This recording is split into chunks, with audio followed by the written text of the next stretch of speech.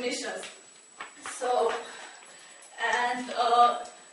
and just because USA and the developed countries reduce their emissions, that couldn't stop climate change. Climate change will still be there because these countries are still polluting. So that's why we think that when in conflict we should put climate change concerns before economic development in order that we have a safe future, a sustainable development. Thank you. So you talked about how developing countries shouldn't repeat the developed countries' mistakes in pursuing a carbon-based economy, correct? Yes. But then, how would you?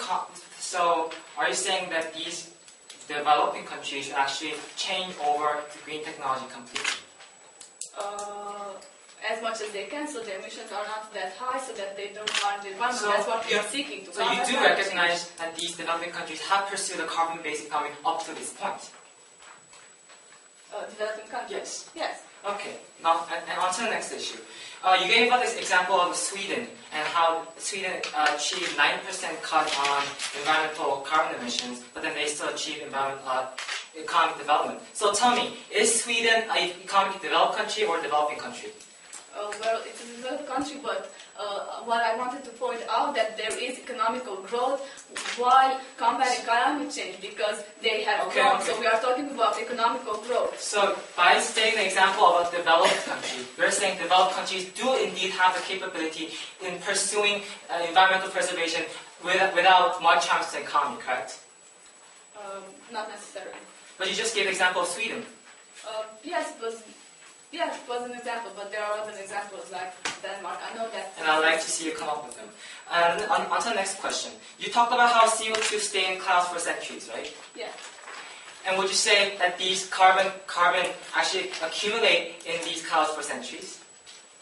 Yes, the CO2 emitted stays in the atmosphere. Okay. And as much as we emit, it adds up, and everything we do now has an effect in the future. Thank you. So, taking into consideration the amount of carbon in clouds right now, who do you think is the major contributor, seeing that they accumulate there for centuries? The developed countries right now, or the developing countries? Developed countries right now, the developing countries? The developed countries are the major. Okay, so you admit that developed countries were actually up to this point the major contributors to pollution, right? Yeah. Okay, no further questions. Thank you. So basically, ladies and gentlemen, the affirmative side's plan today says that developing countries can both develop economically and environmentally at the same time. Ladies and gentlemen, look at the motion. When in conflict, ladies and gentlemen, when economic development and environmental development is in conflict, this becomes an issue, ladies and gentlemen. So their entire case falls down on the ground, and we are going to walk all over it right now. The first point that they mentioned, developing countries should not make the same mistake. Ladies and gentlemen, we say that developing countries, they already, let's take a look at this at a different perspective. The developing countries, they're already done developing, they're done polluting their most, and now they're saying, okay, I'm worried about my money, I might die, so let's let the developing countries take the blame, ladies and gentlemen. So we say this is a very irresponsible affirmative side today, ladies and gentlemen. First of all, and they said the developing countries should invest in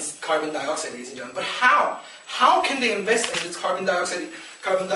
I mean, we know it's better, but if it's so better, why aren't they doing it? Because it's expensive, ladies and gentlemen. If this was both inexpensive and better for the economy, they would of course do it. But because it's expensive, they can't, and that's the point of developing countries, ladies and gentlemen.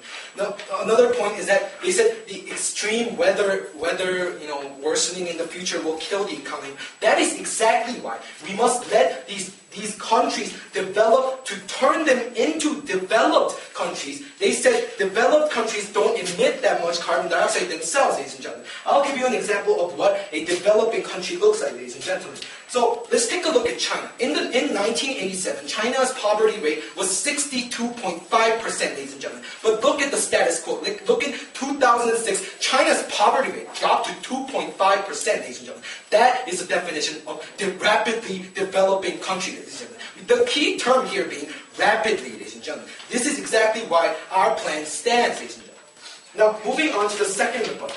The environmental issues that they have brought up. The effects are bad. First of all, they mentioned the example about Sweden who could do it. First of all, as we found out in the cross-ex exam, I didn't even know this was true, but Sweden is a developed country, so their example on this doesn't stand. And second of all, I'll give you an example of a country who couldn't do it. Peru, ladies and gentlemen. The Kyoto Protocol told Peru to meet a certain amount of carbon dioxide emissions to be reduced, but they couldn't do it because they didn't have enough money to do it, ladies and gentlemen. And Peru is a developing nation, ladies and gentlemen.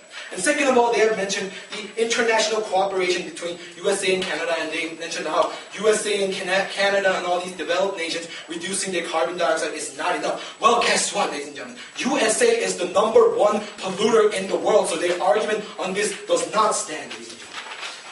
So moving on, what does the opposition, the negative side, have to say about this? We have two things to say. Number one is the fairness argument, and number two is that we must let these developing countries become developed countries so they can fully care about the environment, ladies and gentlemen.